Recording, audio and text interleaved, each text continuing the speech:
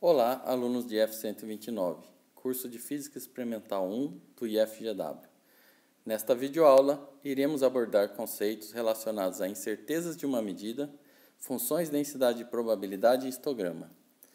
Mas no final da aula, iremos mostrar como reportar adequadamente o resultado final de uma medição.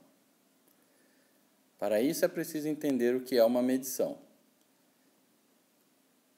Na verdade, uma medição nos diz algo sobre alguma coisa. Ela associa um número a uma propriedade. Por exemplo, quão pesada é uma caixa, quão quente é uma sopa ou ainda quão longa é uma barra. É sempre realizado utilizando algum tipo de instrumento. Por exemplo, uma régua, trena, cronômetro, balança ou ainda termômetro. Um outro conceito que precisa ser entendido é o mensurando.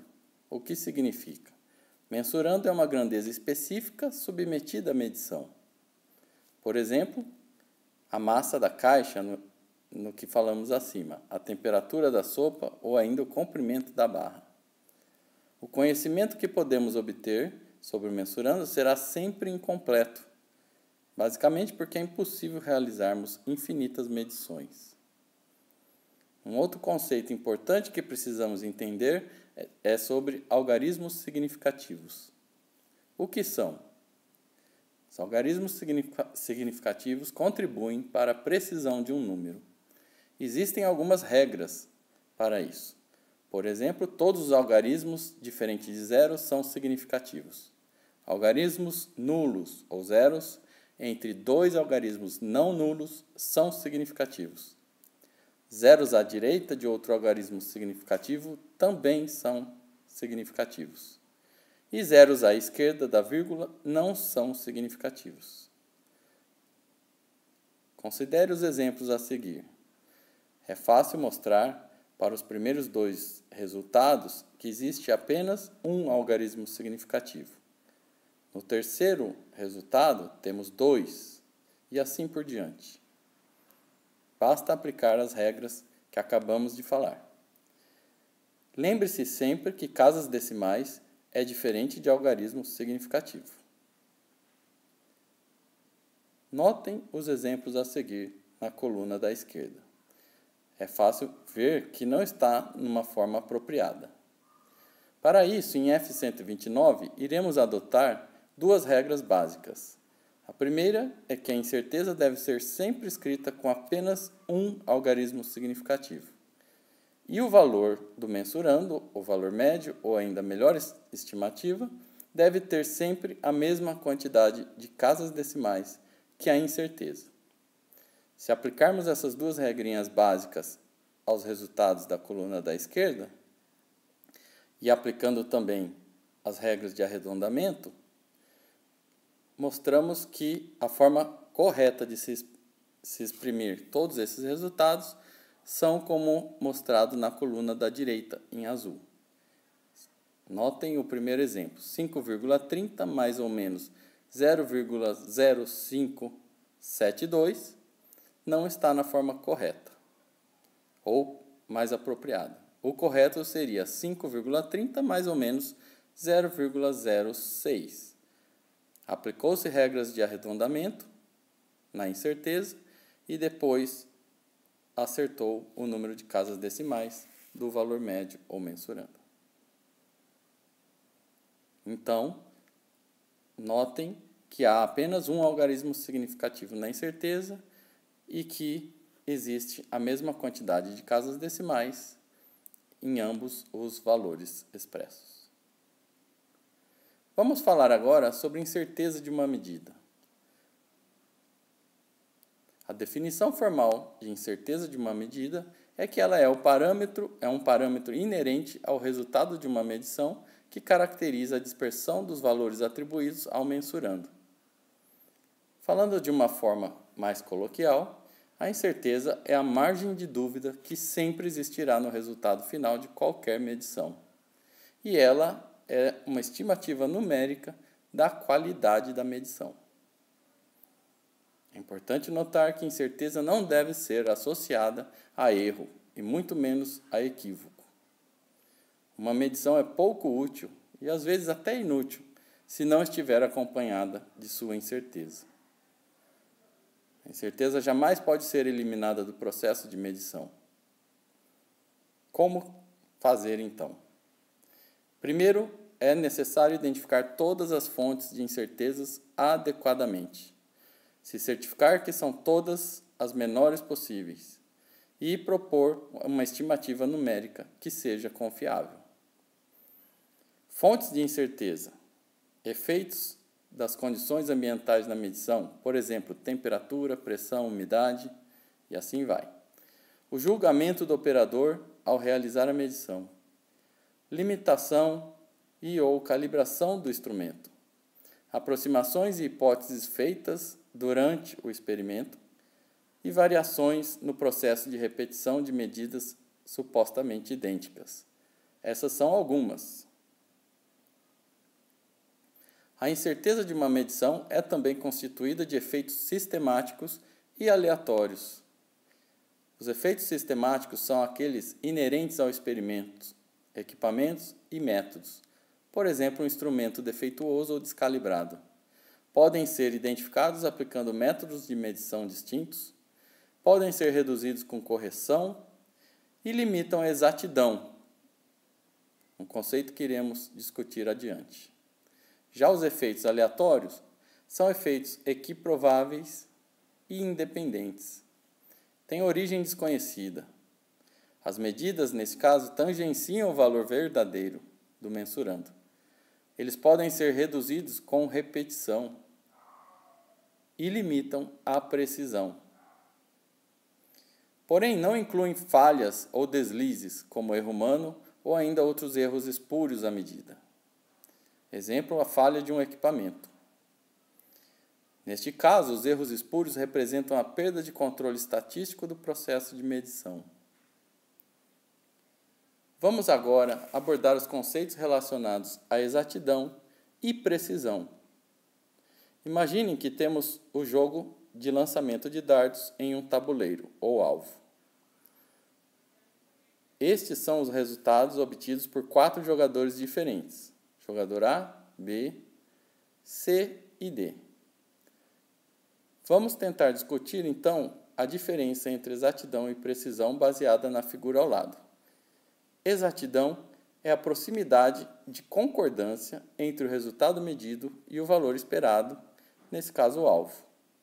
Já a precisão é a indicação parcial da qualidade da medida e está relacionada com flutuações aleatórias durante o experimento. Vamos analisar o resultado do jogador A. Note que ele não acertou o alvo e que os dardos estão bastante dispersos. Isso indica que não houve nem exatidão e nem precisão. Não atingiu o alvo e eles têm uma grande dispersão entre os resultados. Já o jogador B foi bastante preciso porque a dispersão é bastante reduzida, porém, por não ter atingido o alvo, não apresentou exatidão. O jogador C, por outro lado, tem todos os seus dardos em torno do alvo, porém com certa dispersão, indicando que a precisão é baixa, mas que a exatidão foi concluída. Já o jogador D foi tanto preciso quanto exato. Ele acertou o alvo com bastante precisão, pois a dispersão é bastante reduzida. Este é o que esperamos atingir em todos os experimentos que realizamos em laboratórios e ensino básico. Vamos falar agora sobre os métodos de avaliação de uma incerteza. Existe o método do tipo A, avaliação da incerteza via análise estatística de uma série de observações repetidas e independentes. Então, fazemos o cálculo de desvios padrões individual, sigma, e também desvio padrão da média, sigma barra. E também o uso de métodos dos mínimos quadrados, através de ajuste dos dados para estimar parâmetros da curva e seus desvios padrões. Devemos aplicar esse método de avaliação do tipo A sempre que for possível. Mas ainda existe os métodos do tipo B, avaliação da incerteza por outros meios, como, por exemplo, uma única leitura analógica ou digital. Isso exige experiência ou conhecimento prévio do comportamento e ou propriedades relevantes do material e instrumentos. Por exemplo, especificações do fabricante ou ainda calibração dos equipamentos e assim por diante. Vamos falar agora sobre funções densidade de probabilidade.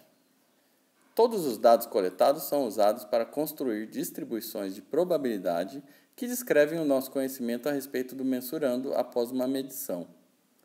Estas distribuições de probabilidade representam a probabilidade do mensurando existir entre dois valores específicos. Existem vários tipos de distribuições de probabilidade, como vemos na imagem. Porém, as mais utilizadas em metrologia e também em lab são a triangular, a retangular e a gaussiana ou normal. A área sob a curva é normalizada igual a 1. Isso nos garante 100% de certeza de que o mensurando está contido nesta distribuição. E de onde obtemos a função densidade-probabilidade? Primeiramente, se define o intervalo da incerteza. E depois, se define a melhor estimativa para o valor do mensurando, neste caso representado pelo valor médio.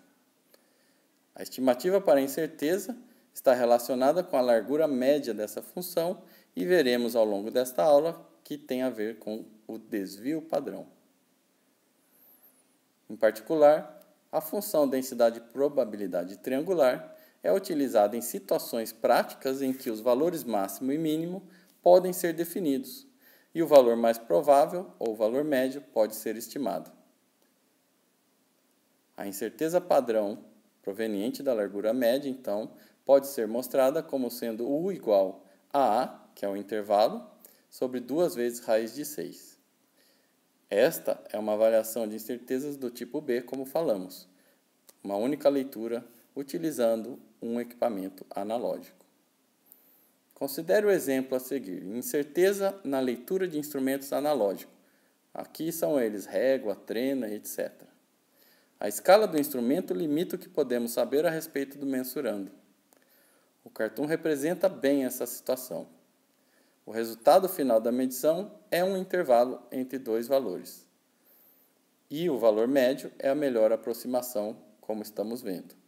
Aqui temos o valor médio como 8,75, onde temos certeza dos 2 primeiros dígitos, mas existe dúvida sobre o último, aqui mostrado em vermelho.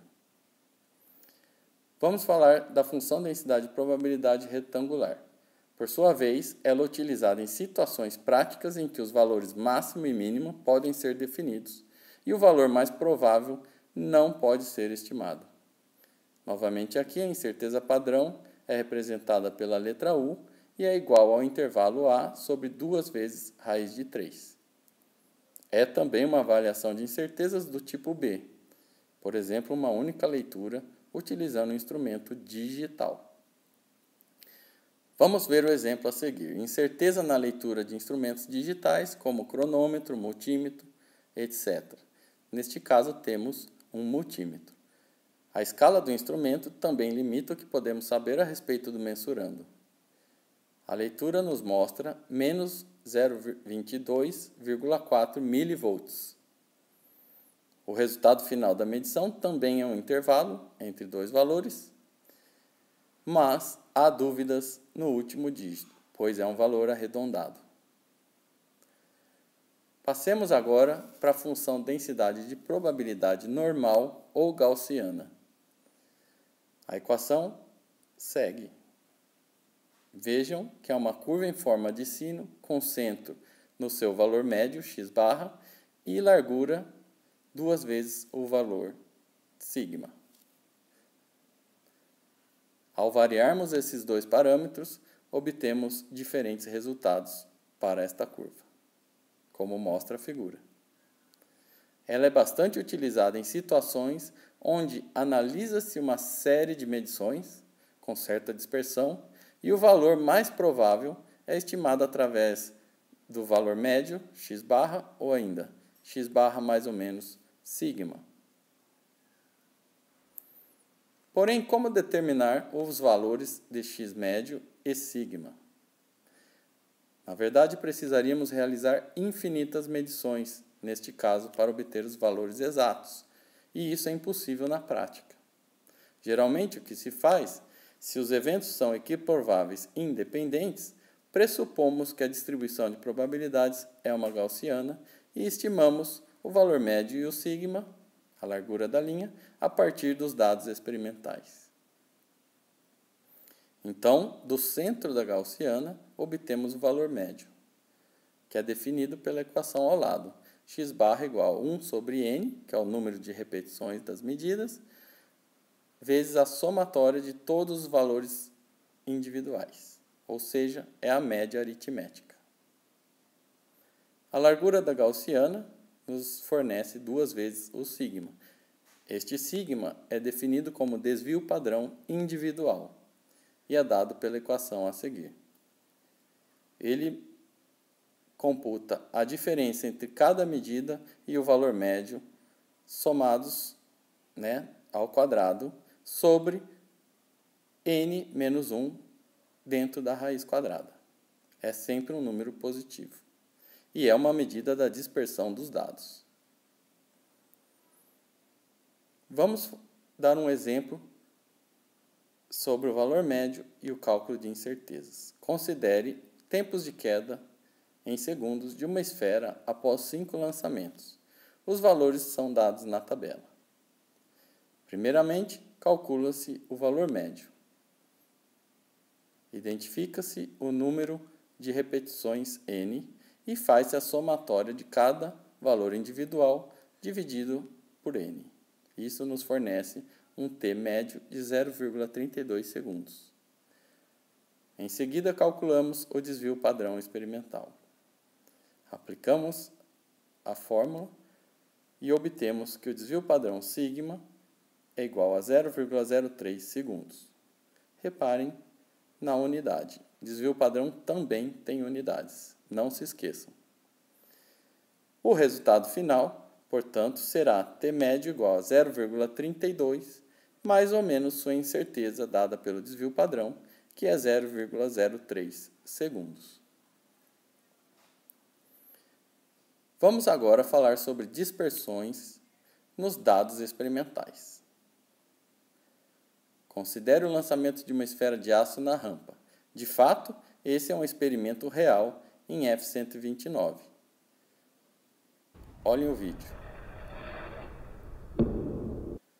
É assim que registramos o alcance da esfera ao ser lançada pela rampa. Imagine agora que fizemos vários lançamentos. Após o primeiro lançamento, temos a medida representada na figura. Após o segundo lançamento, obtemos o outro resultado e assim por diante, até lançarmos 50 vezes a esfera. É comum observarmos valores distintos de uma medida durante o experimento, como mostra a figura. Neste caso, o alcance d da esfera mostrou que há uma dispersão entre os resultados. Em geral, não é possível apontar uma única razão para a dispersão dos dados. Quando perceber que há uma dispersão em seus resultados, deve-se repetir várias vezes a mesma medição. No entanto, precisamos apenas de um único valor, que vai nos fornecer a melhor estimativa para o alcance d da esfera neste caso. Mas qual valor utilizar? Lançamos mão, então, da média aritmética novamente. Neste caso, x médio, ou mais apropriadamente falando, o alcance médio da esfera, seria 1 sobre 50, somados cada um desses resultados. Essa seria a estimativa numérica para o valor do mensurando, no caso o alcance. Mas qual o melhor valor de n nestes casos? Como sabemos quando parar de repetir a medida? É intuitivo notar que quanto maior for o valor de n, melhor será a estimativa para o valor médio. Porém, a média aritmética não é suficiente. Considere 2 experimentos agora com resultados distintos. nós obtemos aqui o mesmo valor médio, porém, vemos que os resultados são bastante distintos. O resultado do experimento B apresentou menor dispersão e, portanto, uma melhor qualidade dos dados. E, assim, concluímos que há também uma menor incerteza em suas medidas. Vamos retomar os conceitos discutidos no início dessa aula. Notem que a precisão está relacionada com a dispersão dos dados. Quanto maior é a largura da gaussiana, menor é a sua precisão. Notemos que, quando a sua gaussiana apresenta uma largura mais estreita, que está relacionada com o desvio padrão, a precisão é bastante mais alta. Vamos agora explorar o conceito de histograma. Continuemos com o mesmo exemplo do lançamento da esfera na rampa e os 50 resultados. Histograma é um diagrama representativo da distribuição dos resultados experimentais. Imagine que temos todos os dados coletados em uma tabela. Primeiramente, o que se faz é uma tabela de ocorrências. Se define um intervalo apropriado e faz a contagem da ocorrência em cada intervalo, como mostra a figura ao lado. Neste caso, temos aí registrado todas as ocorrências por intervalo. Já a frequência relativa será definida pelo número de ocorrências dividido pelo número total de leituras. Mas como devemos definir esse intervalo apropriadamente? Na verdade, um bom palpite para se iniciar o cálculo deste intervalo seria tomar o valor máximo, neste caso o valor máximo do alcance, menos o valor mínimo do alcance, dividido pela raiz do número de lançamentos, no caso 50.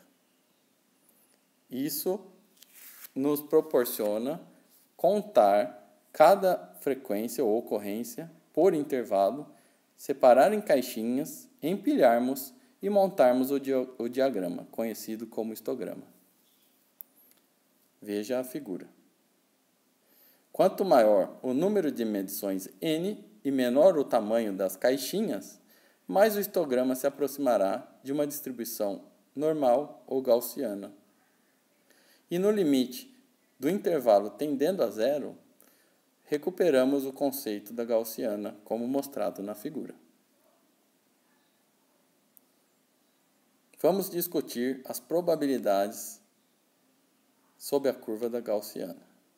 A área entre o valor médio e mais ou menos o sigma compreende por volta de 68% dos valores medidos, ou seja, existe uma probabilidade de 68,2% de encontrarmos um resultado na área sob a curva. Se aumentarmos este intervalo para 2 sigmas ou ainda 3 sigmas, este número aumenta consideravelmente. Obviamente, quando se tem toda a curva, se tem 100% dos resultados medidos. Porém, em F129, iremos adotar como a nossa confiabilidade apenas o intervalo entre mais ou menos sigma. Isso nos fornece 68% de nível de confiança, conceito que iremos abordar em mais detalhes no final dessa aula. Vamos agora fazer um exemplo de histograma. Considere os resultados mostrados na tabela. Tempos de queda em segundos de uma esfera após 50 lançamentos. A primeira coisa a se fazer é identificar o tamanho do intervalo. Como discutimos, se escolhe o valor máximo menos o valor mínimo sobre raiz de n, onde n, nesse caso, é 50. Ao fazer isso, temos um intervalo de 0,17 segundos, neste caso. Em seguida, é importante saber qual o número de intervalos, e isso é dado por raiz de n. No caso, teremos 7 intervalos, de 0,17 segundos cada. Na sequência, o que se faz é montar a tabela de ocorrências. intervalos e número de ocorrências por cada intervalo. Note que o primeiro elemento da tabela é 0,40, intervalo fechado, menos 0,58, com intervalo aberto, e temos aí uma ocorrência, sucessivamente para todos os intervalos. É possível, então, montar o diagrama mostrado ao lado. Porém, como estimar o desvio padrão individual de um histograma quando o aproximamos por uma gaussiana? Graficamente, a gente identifica a posição do pico da gaussiana através do valor médio. Notem, porém, que não é pela maior barra do histograma, apesar que, neste caso, está próximo. Então, identificou-se o valor médio. Em seguida, é importante notar que a área sob a gaussiana deve ser aproximadamente igual à área do histograma. O que se faz é traçar uma gaussiana média com esse conceito. Depois, é importante definir que o desvio padrão é definido graficamente por metade do segmento compreendido em 60% da altura da curva da gaussiana. Então, uma vez identificada a altura da gaussiana, identifica-se 60% dessa altura e obtém-se graficamente o valor de sigma. Analiticamente falando, basta entender que o valor x na equação da gaussiana, se tomarmos como o valor médio mais um sigma, obtemos aí o valor de 60% ou 0,6.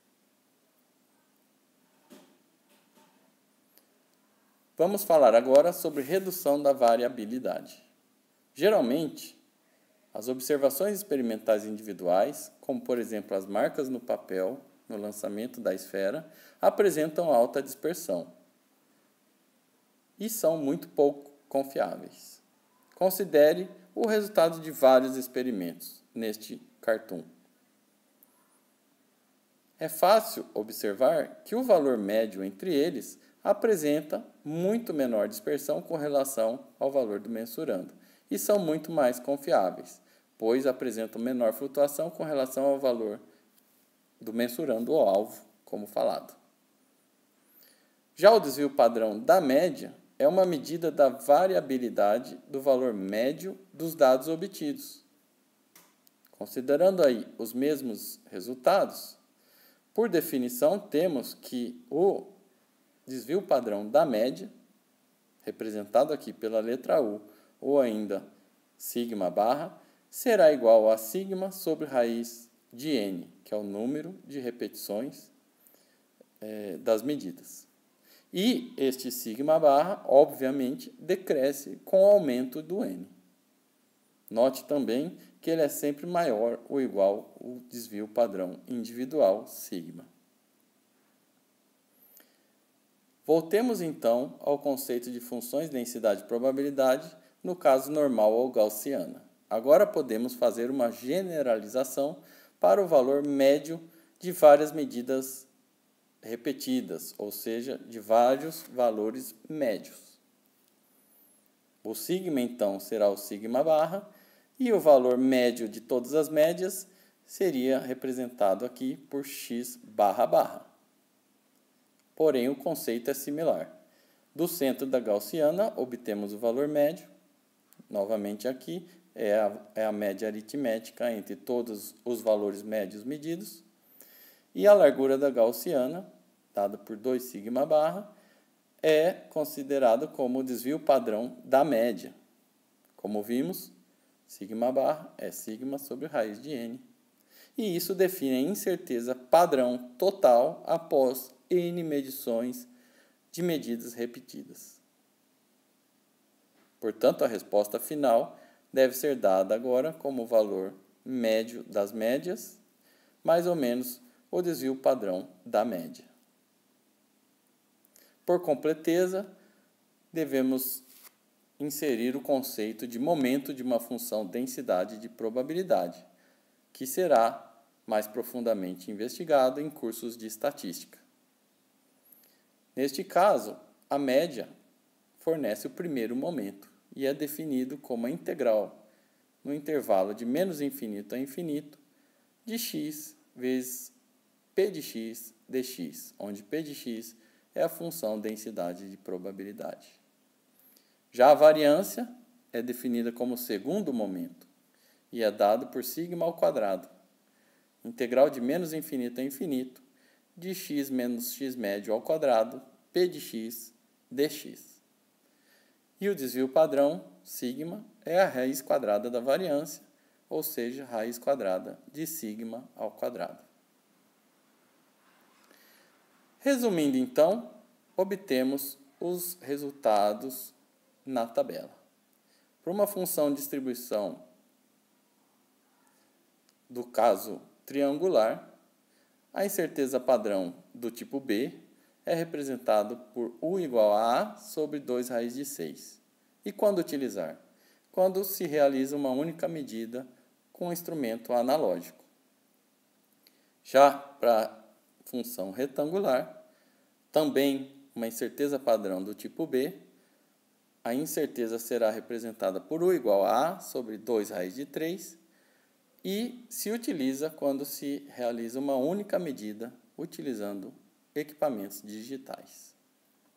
A gaussiana, por sua vez, é uma incerteza padrão do tipo A, estatístico, com a incerteza padrão representada pelo desvio padrão da média, que é igual ao desvio padrão individual sigma sobre raiz de n, e é utilizada quando há um conjunto de n medições repetidas e dispersas.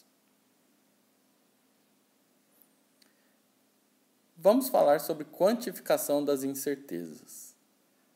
Incertezas combinadas. Para que a incerteza U de uma medida seja significativa, devemos considerar a contribuição de todas as fontes de incerteza identificáveis durante o experimento. Ou seja, por definição, a incerteza combinada será raiz quadrada de cada incerteza possivelmente identificada ao quadrado, somadas, onde cada UI, neste caso, é uma incerteza padrão, seja do tipo A ou do tipo B. É muito importante notar que a incerteza é tão importante quanto o valor medido, e um não pode ser expresso sem o outro. Isso nos remete ao conceito de confiabilidade de uma medida e qualidade desta medida. Vamos discutir esses conceitos a seguir. A confiabilidade de uma medida depende da função de distribuição de probabilidades em questão. Lembramos que a incerteza está associada à largura da curva. Então, no caso da função triangular, onde a incerteza é igual a sobre 2 raiz de 6, como já falamos, a estimativa mais provável do mensurando é dada pelo valor médio da função e a área sob essa curva, neste intervalo de incertezas, nos fornece o nível de confiança. Então, para cada função de distribuição, haverá aí x% de probabilidade do valor medido estar contido no intervalo 2u. No caso da função triangular, isto equivale a 65%. Este seria, então, o nosso nível de confiança da função triangular. Já para a função retangular, este valor seria 58%. Então, o nível de confiança da função retangular é 58%. E no caso da função normal ou gaussiana, como já falamos anteriormente, equivale aproximadamente a 68%.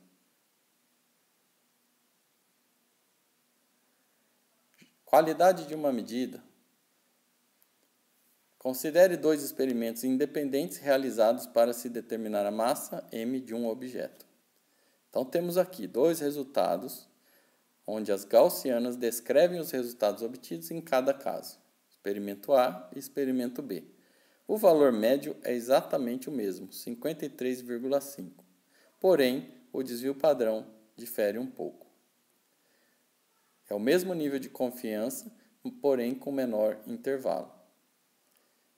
O experimento B, então, nos fornece maior precisão das medidas e, portanto, melhor qualidade do resultado. Falando agora sobre o resultado final da medição. Deve-se sempre fornecer, então, a melhor estimativa para o valor do mensurando, que é representado pelo valor médio, como discutido até agora. E também deve-se fornecer a incerteza padrão total, ou seja, incerteza padrão combinada, considerando todas as fontes de incertezas possíveis e identificáveis. O resultado, então, é escrito como valor médio, mais ou menos, a incerteza padrão combinada, não se esquecendo das unidades. E sempre que possível, informar também o formato da função densidade de probabilidade e o seu nível de confiança.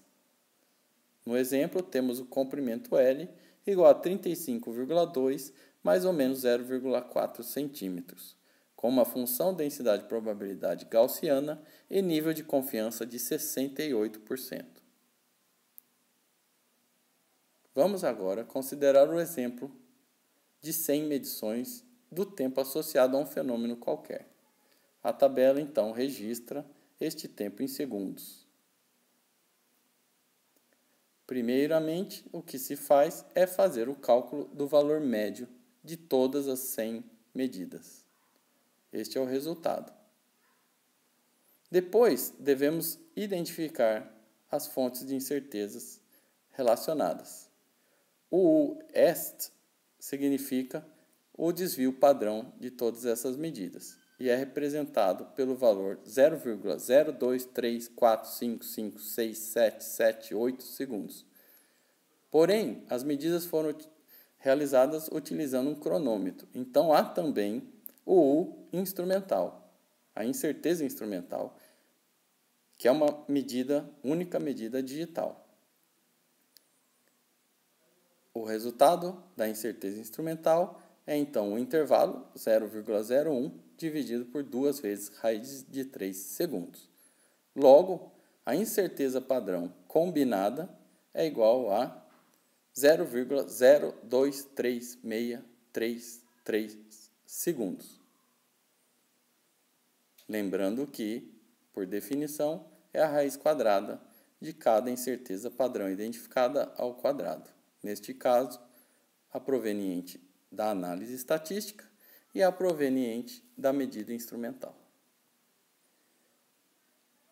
O resultado final é então expresso como sendo o valor médio, mais ou menos, a incerteza combinada, e é como segue.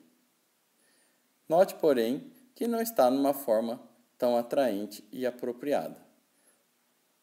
Lembremos que, em F129, a incerteza deve conter apenas um algarismo significativo. Apliquemos as regras para isso através das regras de arredondamento e acertamos o número de casas decimais em ambos resultados.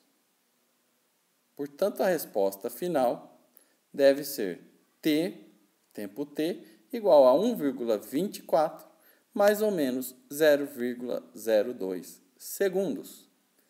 Note a elegância desta resposta. Agora sim, está em sua forma mais apropriada. Com isso, terminamos a nossa aula. Até mais.